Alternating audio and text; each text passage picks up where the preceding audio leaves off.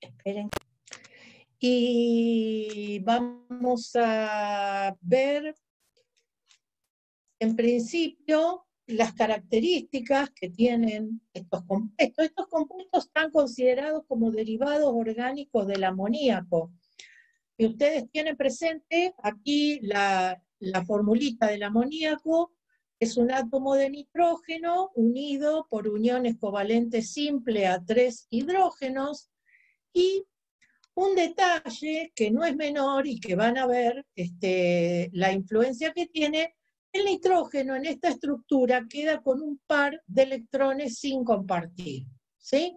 Entonces, como les decía, dependiendo de la cantidad de hidrógeno que uno reemplace del amoníaco, si vos reemplazás un solo hidrógeno, tenés esta estructura que llamamos amina primaria. Si reemplazás 2 hidrógenos por grupos alquilos, tenés esta que se llama secundaria, y si reemplazás los 3, esta estructura a la cual llamamos aminas terciarias. Yo le he puesto acá algunos ejemplos. Ven, por ejemplo, acá tienen 2, la trimetilamina y la etilmetilpropilamina, esta que está acá, son 2 ejemplos de aminas terciarias. Es interesante ver porque fíjense que los grupos alquilos pueden ser iguales o pueden ser diferentes, ¿sí? Ya después vamos a ver la cuestión de los nombres. En este caso tenemos una amina secundaria porque tenemos un hidrógeno libre. Aquí debajo la etilamina, una amina primaria, ven que tiene 2 hidrógenos, todavía el nitrógeno. Igual que en este caso, puede ser un ciclo, como en este caso el ciclopentil, ¿sí? O en este otro caso también una amina primaria que está unido a un pentil, pero en el carbono 2 del pentilo, ¿sí? Muy bien. Además de las aminas primarias, secundarias y terciarias, resulta que como el nitrógeno, les conté, tiene ese par de electrones sin compartir, puede agregarse un cuarto grupo, como ustedes ven acá, en este esquemita, y eso hace que el nitrógeno quede con una carga positiva, y entonces a esta estructura la llamamos nosotros sal de amonio cuaternario. Justamente, ¿por qué cuaternario? Porque fíjense, tiene unido 4 grupos, ¿sí? Y miren, yo les he puesto este ejemplo, que es, técnicamente se llama dodecil, ven acá, carbono 12, dimetil, bencil, ¿ven? Entonces, resulta que es el cloruro de dodecil, dimetil, bencil, amonio, más conocido comercialmente como cloruro de benzalconio. Bueno, miren, este cloruro de benzalconio es el que se está usando actualmente como desinfectante cuando ustedes van a algún negocio y tienen como una bombita que rocían o rocían los asientos del transporte público. En realidad tiene un poder, digamos, desinfectante o germicida, no porque mate al virus, ¿sí?, sino porque lo que hace es unirse a la pared de las células y no lo deja, digamos, lo rodea al virus y no deja que se alimente, por lo tanto muere, ¿sí? Esa es la acción desinfectante que tiene el cloruro de benzalconio. ¿Dónde lo pueden encontrar? Bueno, además de esto que estamos viendo a diario, que vemos por la tele, también lo pueden encontrar en los desinfectantes para piso, se utilizan en casa, esos líquidos que se venden limpiapiso de colores, con perfume, también tienen cloruro de benzalconio. Si compran esas pastillas de desodorante para colgar en el inodoro, también tienen cloruro de benzalconio, es decir, todos lugares donde se usa como desinfectante. Muy bien. Bien, vamos a hablar un poquito de la nomenclatura. Bueno, miren, hay varias maneras de nombrarlo, no nos vamos a enloquecer mucho con esto, pero lo importante es esto, miren. Si tenemos aminas primarias, lo normal es nombrar el grupo que está unido al nitrógeno y ponerle el sufijo amina. Entonces, por ejemplo, miren, esta primera que yo estoy acá sería la terbutilamina, esta sería la ciclohexilamina, ¿sí? Y esta, que después vamos a hablar, fíjense, es un butano que en cada extremo tiene un grupo amino, ¿sí? Entonces, 1,4-butano-diamina. Es como cuando decíamos los alquenos, igual, ¿sí? Bien, en las secundarias y terciarias, si son simétricas, ¿saben qué quiere decir? Que todos los grupos son iguales. Se utilizan los prefijos di y tri que ya conocemos, ¿no es cierto? En este caso sería difenilamina, secundaria, fíjense que todavía hay un hidrógeno. En este caso, trimetilamina, una terciaria, o sea que es sencillo. En el caso de que no sean simétricas, aquí yo utilicé la palabrita asimétrica, eso quiere decir que los grupos no son iguales, ¿sí? Se nombran, fíjense, como si fueran aminas primarias, considerando la cadena más larga, ¿sí? Y nombrando los sustituyentes en el nitrógeno. Entonces, fíjense en este ejemplo. La cadena más larga es esta del propil. Entonces, es una propilamina. Ahora, es una propilamina especial porque en el nitrógeno tiene dos grupos metilo. Entonces, fíjense, N-dimetilpropilamina. ¿Sí? También se podría nombrar esta como 2 metilos y el propilo. En ese caso hay que usar el orden alfabético como sabemos siempre, ¿sí? M de metil va primero que propil, ¿sí? Así que nosotros podríamos decir dimetil propilamina, o sea, nombrando los grupos unidos al nitrógeno. Y por último, en el caso que haya otros grupos funcionales en la molécula y que el grupo amino sea un sustituyente, o sea, no tenga prioridad, fíjense en este ejemplo. Nosotros encontramos en esta molécula un grupo ácido y el grupo amino, ¿sí? El grupo ácido tiene prioridad en el nombre sobre el grupo amino. Ustedes tienen una tablita donde están las prioridades. Si en algún momento la necesitan, está creo que al principio, la pueden mirar. Quiere decir que en este caso, esta sustancia hay que nombrarla como ácido. Y el grupo amino está subordinado, digamos. Entonces, fíjense, el grupo amino acá es un sustituyente. Entonces sería ácido 2-aminobutanoico. ¿Ven? Como si fuera una ramificación. En este caso, que también tenemos un ácido, sería el 3,4-diaminobenzoico. También yo puse aquí debajo, hay arilamina, después vamos a hablar de las arilaminas. La verdad que las sencillas no son muchas, ¿sí? Después vamos a ver cuando veamos colorantes que hay, digamos, más complicadas, pero las sencillas básicamente son estas dos. La anilina, que ya habíamos visto cuando vimos los hidrocarburos aromáticos, y la toluidina, que en este caso, fíjense, como el grupo metilo del tolueno está en posición orto, se le dice ortotoluidina. Podría estar la metatoluidina o la paratoluidina. Ya más adelante lo vamos a ver.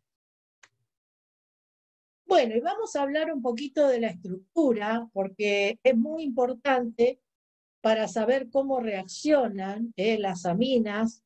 Entonces, fíjense, la estructura en el nitrógeno, en la amina, el nitrógeno tiene hibridación sp3, ¿sí? pero es una hibridación sp3 que no tiene una geometría tetraédrica como la del metano, por ejemplo. Fíjense, ¿y por qué es eso? Bien, resulta que este parcito de electrones que tiene arriba el nitrógeno sin compartir, ocupa mucho más lugar que un enlace covalente que podría tener aquí arriba, ¿sí? Entonces, los ángulos, nosotros estábamos acostumbrados en el metano, que los ángulos del tetraedro eran de 109,5 grados. Fíjense qué es lo que pasa acá. Son ángulos menores, es decir, la presencia de este parcito de electrones acá arriba, sin compartir, achica los ángulos de los enlaces covalentes de los hidrógenos con el nitrógeno, ¿sí? En el caso del amoníaco es 107 grados, en el caso de la trimetilamina 108 grados. Y entonces, fíjense, acá se ve perfecto, ¿sí? Esta sería la metilamina, ¿no? Acá a la derecha donde yo estoy parada es el nitrógeno y a la izquierda tenemos el carbono, ¿sí?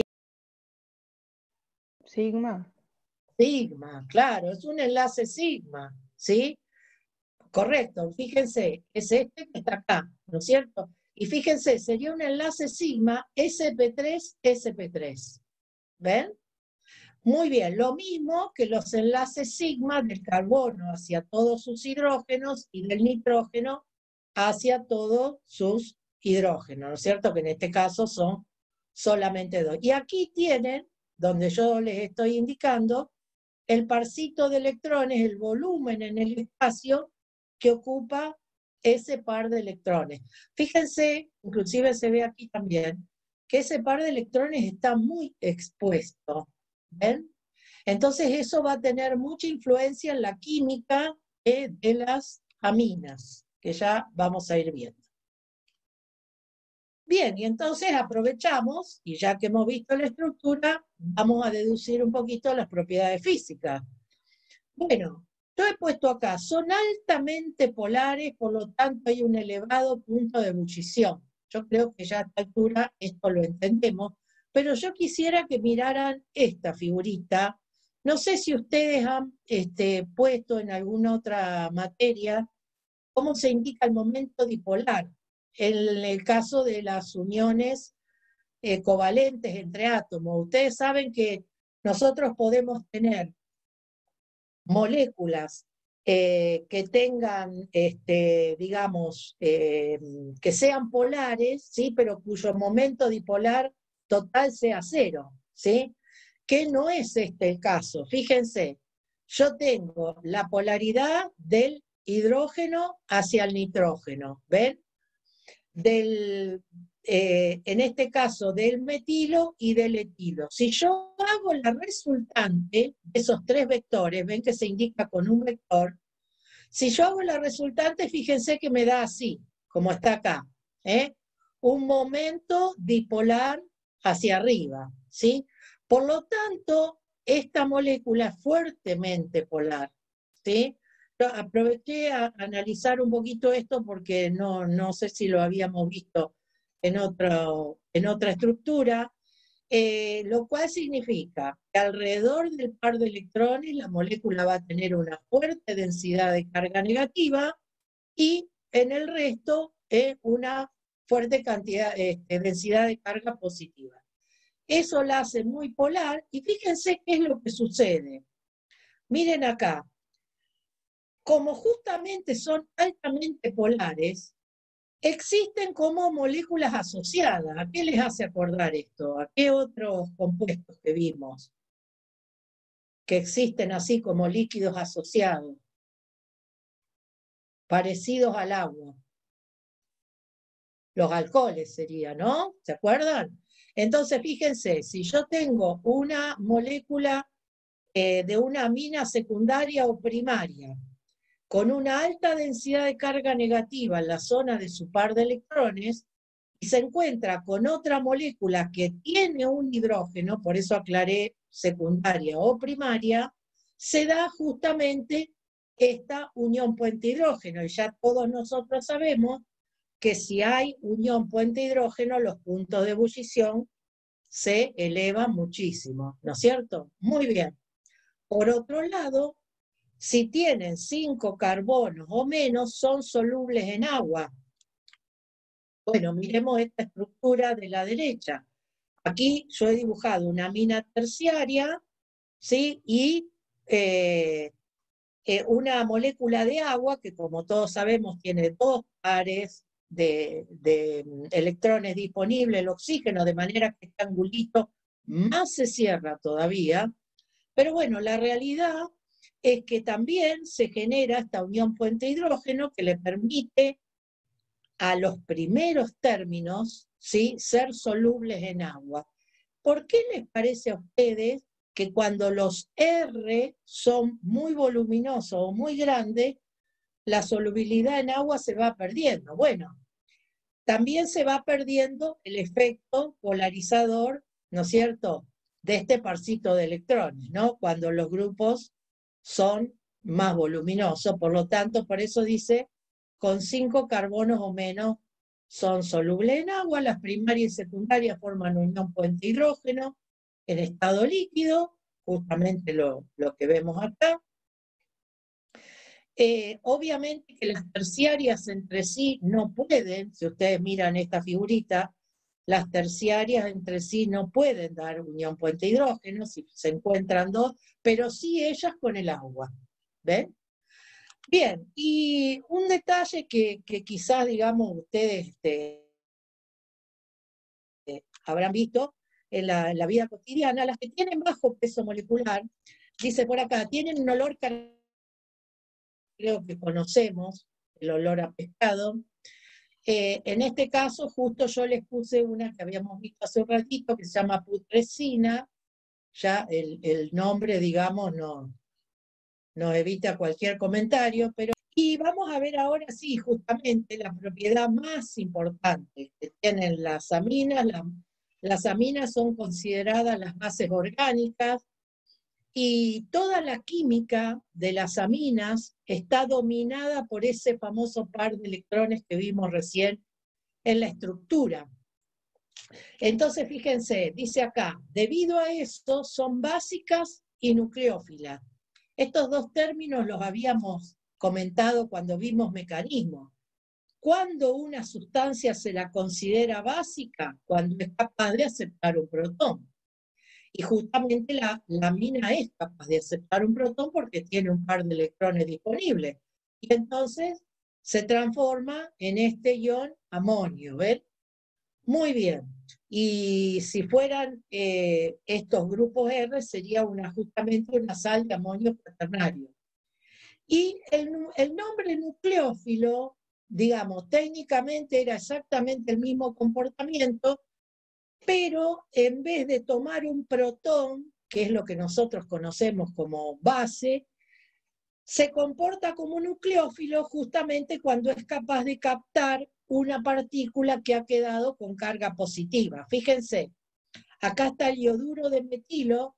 Si el yodo se lleva este parcito de electrones y queda como ioduro, el metilo queda como carbocatión, metilo positivo, y por supuesto es capaz de acoplarse perfectamente al parcito de electrones. Y ahí se forma este enlace nitrógeno-carbono.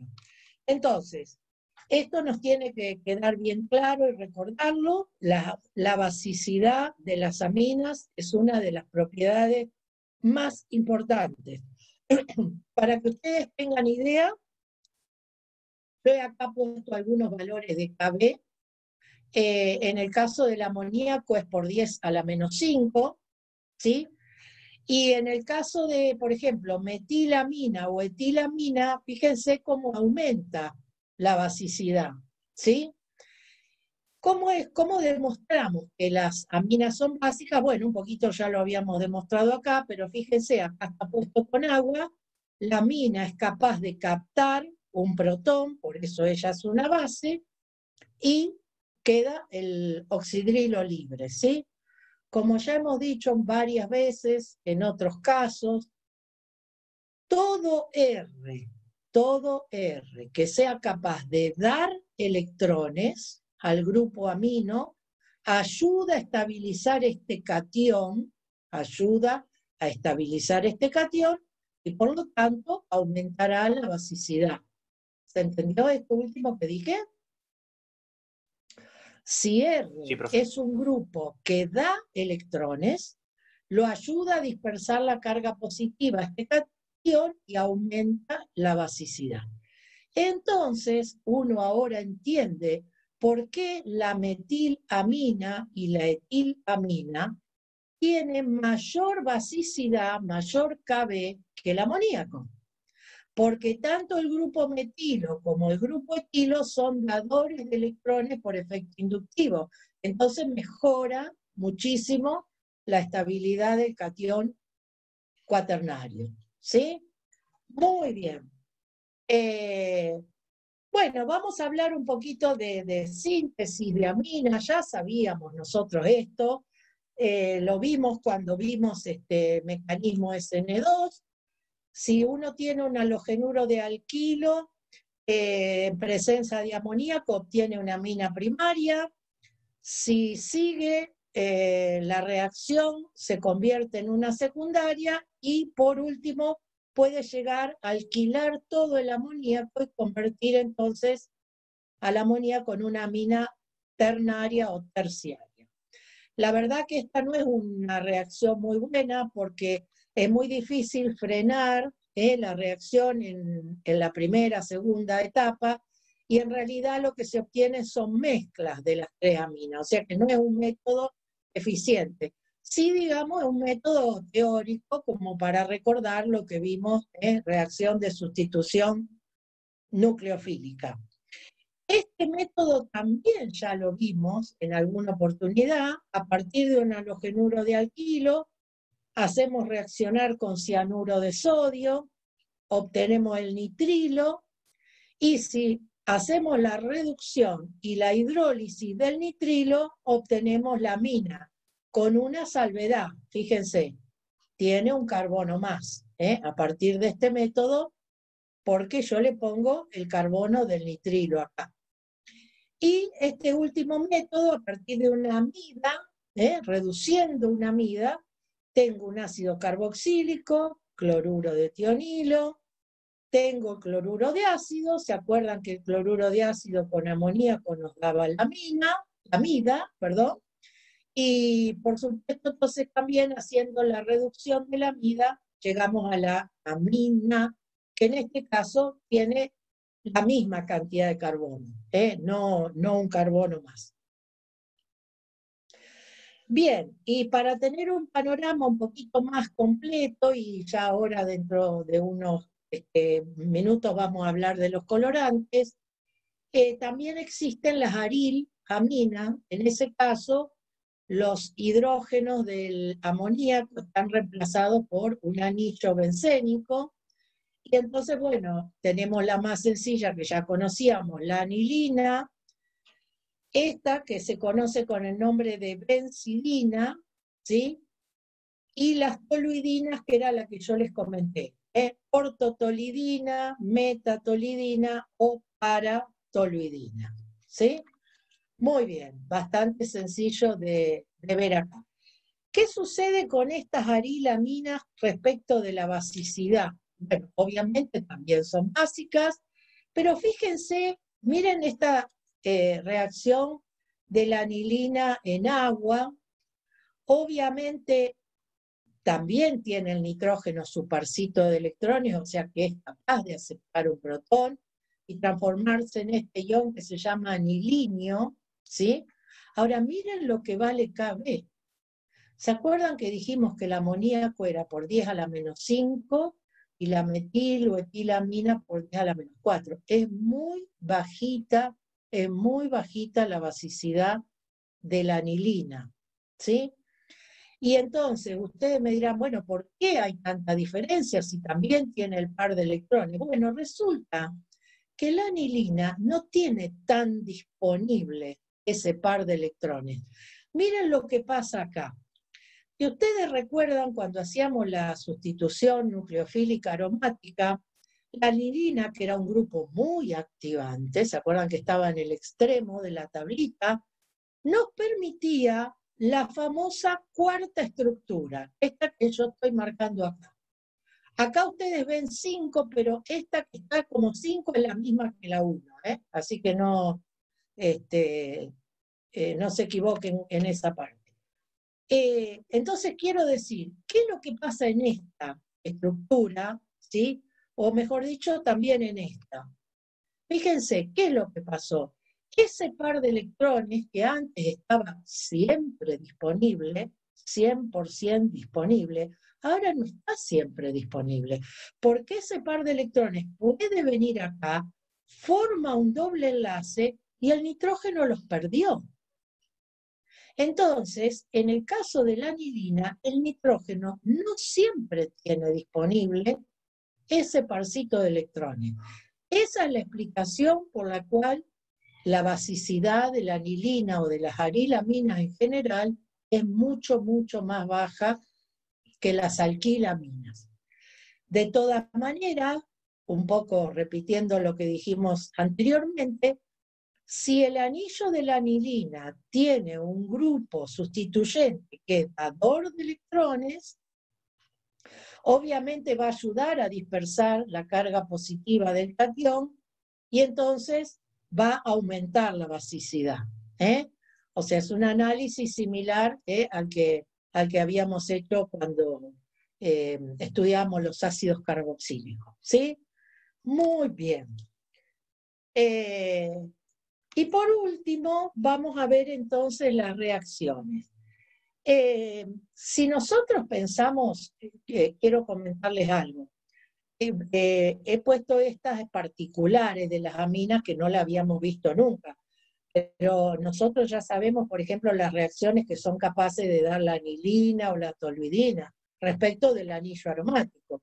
Lo que vamos a ver ahora es qué le pasa al nitrógeno, ¿sí? Bueno, una reacción muy importante es esta que ustedes tienen escrita acá, que es la reacción de Sam-Meyer. Con esta reacción lo que se obtiene es una sal de diazonio, ya vamos a ver, que no es ella muy importante en sí misma, sino que ella permite a su vez obtener diferentes sustancias simples por desplazamiento. Entonces, vamos a mirar un poquito acá. Yo tengo el benceno, donde estoy ubicada. Ácido nítrico, ácido sulfúrico, nitrobenceno.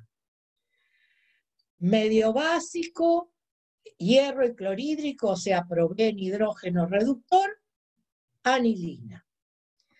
Si la anilina, nosotros, ven que acá dice ácido nitroso. Bueno, en realidad lo que se hace, se genera el ácido nitroso in situ, o sea, se pone nitrito de sodio y, por ejemplo, ácido clorhídrico.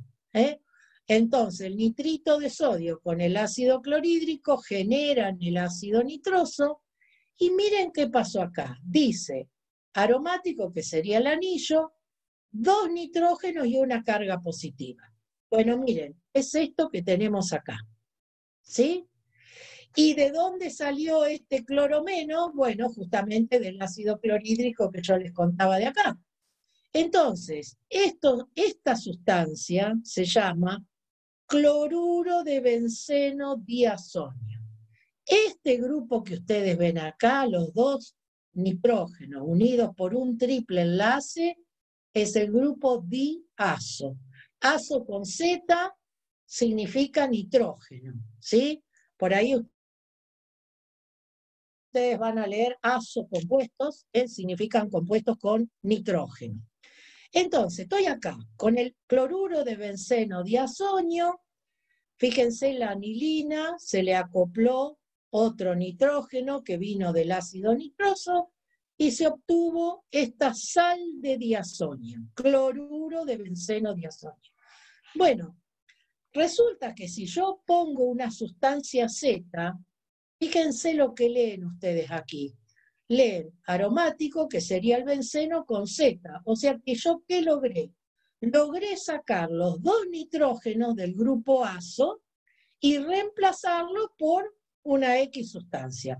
Por ejemplo, en este caso, cloro. ¿Ven? Y entonces, de tener el cloruro de benceno diazonio, con cloruro cuproso puedo tener clorobenceno. Y libera nitrógeno. Y en este otro caso, a partir también de la sal de diazonio, con bromuro de cobre, bromobenceno. ¿Ven?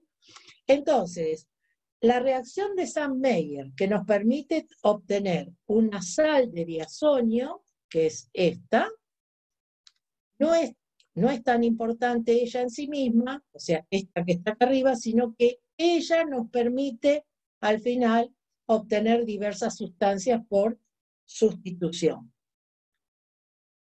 Muy bien, y la otra reacción importantísima que tienen las arilaminas son estas reacciones que se llaman de acoplamiento o de copulación.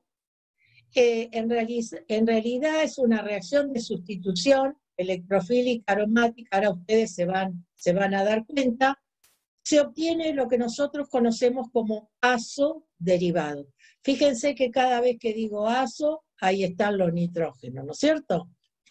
Bueno, ¿por qué digo que es una reacción de sustitución electrofílica como las que ya aprendimos? Bueno, todos sabemos que acá tenemos el fenol, ¿verdad? El fenol tiene el grupo oxidrilo altamente activante. También estaba en el extremo de la fletita, por eso puse yo acá aromático activado. Es necesario que el aromático que va a estar acá, sí o sí, esté activado. Si no, esta reacción no prospera. O sea que puede tener un oxidrilo, puede tener un grupo amino, ¿sí? Un grupo R, alquilo, siempre tiene que estar bien activado. Y de este lado tengo algo que en este caso se llama sal de diazonio, que ¿qué carga tiene? Fíjense, tiene una carga positiva, o sea que este sería el famoso electrófilo que nosotros usábamos cuando hacíamos las reacciones con aromáticos. Entonces tengo un aromático que va por su segunda sustitución. ¿Y quién es el electrófilo de la segunda sustitución? La sal de diazonio que ya está como electrófilo, positiva.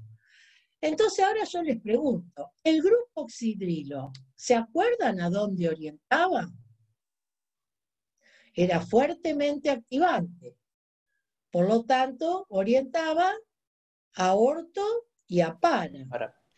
Exactamente. Entonces, fíjense aquí, acá lo tienen, al fenol, y en la posición para se metió el electrófilo como segunda sustitución. ¿Ven? En este caso es el para-hidroxi azobenceno. ¿Ven? El hidroxibenceno sería este, el fenol. Este sería el hidroxibenceno. Y en posición para, el grupo azobenceno.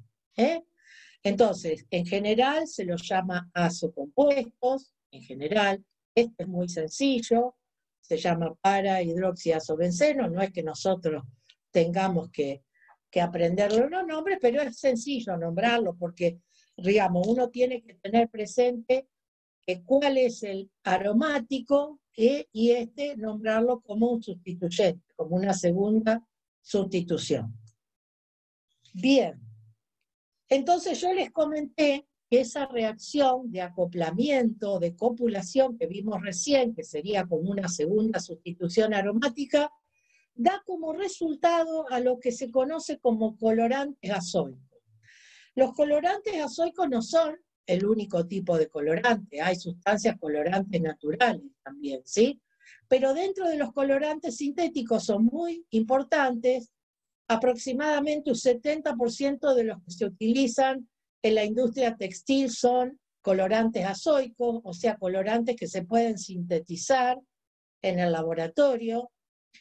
Además, se utilizan en cosméticas, bebidas, pinturas, plásticos. Inclusive no es difícil de hacer esta reacción. Nosotros en una época hacíamos síntesis de anaranjado de metilo, fíjense, lo tienen acá, miren. Lo hacíamos en el laboratorio y luego lo guardábamos para usarlo como indicador de pH. Entonces, acá reconocemos el grupo azo, ¿sí? En el anaranjado de metilo, más conocido como eliantina, acá tenemos el grupo azo, ¿sí? Fíjense que es un ácido sulfónico, pero que en la posición para tiene este azo compuesto, ¿sí? Acá hay otro colorante, se llama rojo naftol, ¿sí? Que se utiliza para pinturas, para plásticos también. Y este ya, ven, es más complejo, este colorante, pero fíjense, siempre interesante descubrir el grupo azo, ¿no es cierto? Muy bien. ¿Y cuál es la diferencia? ¿Por qué puse esto? Que está, si ustedes se fijan. Entonces, fíjense que acá el cromo está coordinado con estos azocompuestos, ¿ven? Son dos moléculas que tienen coordinado con el cromo. Oxígenos, ¿sí? Y los dos pares de electrones de los nitrógenos. Esta coordinación se puede dar con cromo o con cobalto o con diferentes metales, y lo que hace esa coordinación, ¿saben qué? Es cambiar el color. Por ejemplo, en este caso, esta coordinación con cromo vuelve a esto que originalmente era rojo en violeta. ¿Se escucha? ¿Qué es un colorante azoico? Los colorantes azoicos se caracterizan por tener uno o varios grupos funcionales azoicos. Pueden ser tanto ácidos como básicos. Ácidos son aquellos que contienen grupos sulfónicos y básicos son aquellos que contienen grupos auxócronos.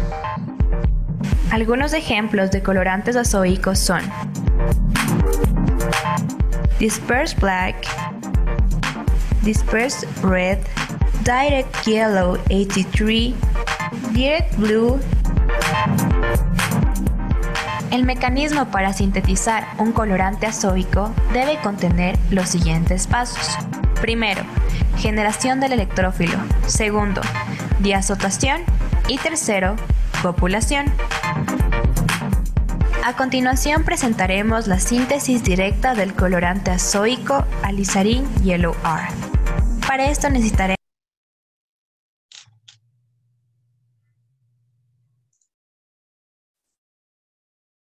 agregar nitrobensamina, ácido 2-hidroxibenzoico, en presencia de ácido nítrico y ácido clorhídrico.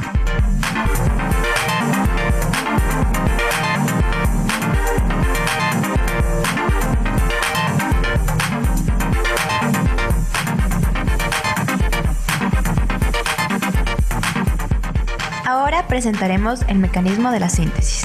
Entonces, el primer paso es la generación del electrófilo, para lo cual utilizaremos ácido nítrico más ácido clorhídrico. De esta manera logramos protonar el ácido nítrico, donde el oxígeno presenta una carga positiva formal de +1. Para estabilizar la molécula, se desprende agua por la diferencia de electronegatividad, y de esta manera obtenemos el ion nitrosonio. Como segundo paso, realizaremos la diazotación, donde ocuparemos nitrobensamina y el ion nitrosonio generado anteriormente. Entonces, el ion ataca a la amina del nitrobensamina, quedando el nitrógeno con carga formal positiva. Para estabilizar la molécula, se desprotona al nitrógeno. Luego se realiza una tautomerización donde se genera un grupo hidroxilo, el cual será protonado y para lograr estabilizar a la molécula, desprende una molécula de agua. De esta manera se genera el catión necesario para la síntesis de nuestro colorante. Como tercer paso tenemos la copulación, donde se realiza la resonancia del ácido 2-hidroxibenzoico, logrando que la carga negativa se ubique en la posición para respecto al grupo hidroxilo. De esta manera se genera el anión necesario para la síntesis.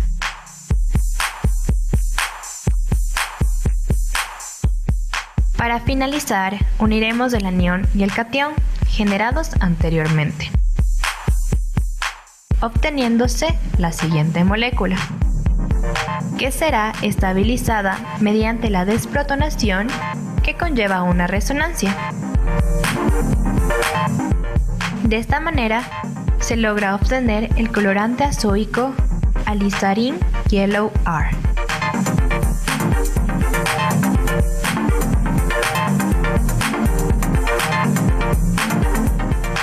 Debido a que los azocolorantes son altamente tóxicos, su síntesis industrial es limitada, por lo cual se ha planteado una posible síntesis del rojo de metilo.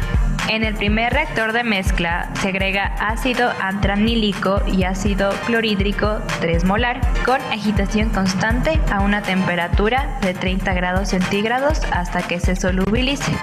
El flujo pasa a una torre de refrigeración en donde llega a una temperatura de 0 grados centígrados. Después se agrega un reactor de mezcla junto a nitrito de sodio 3 molar y agua a una temperatura de 0 grados centígrados con un tiempo de agitación de 20 minutos.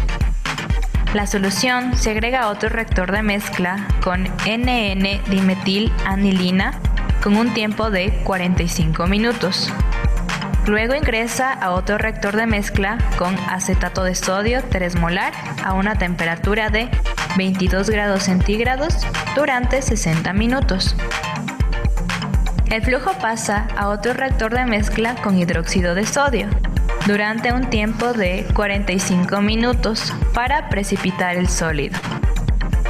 La solución pasará a un decantador en donde se separa el agua del sólido. El sólido pasará a un lavado con agua y agitación, donde salen dos fluidos. El primero con el sólido húmedo del colorante y el segundo será agua con impurezas. Finalmente, pasará a un cristalizador que tiene como solvente metanol, de donde saldrán dos fluidos, uno con metanol e impurezas y el otro con el colorante deseado, rojo de metilo.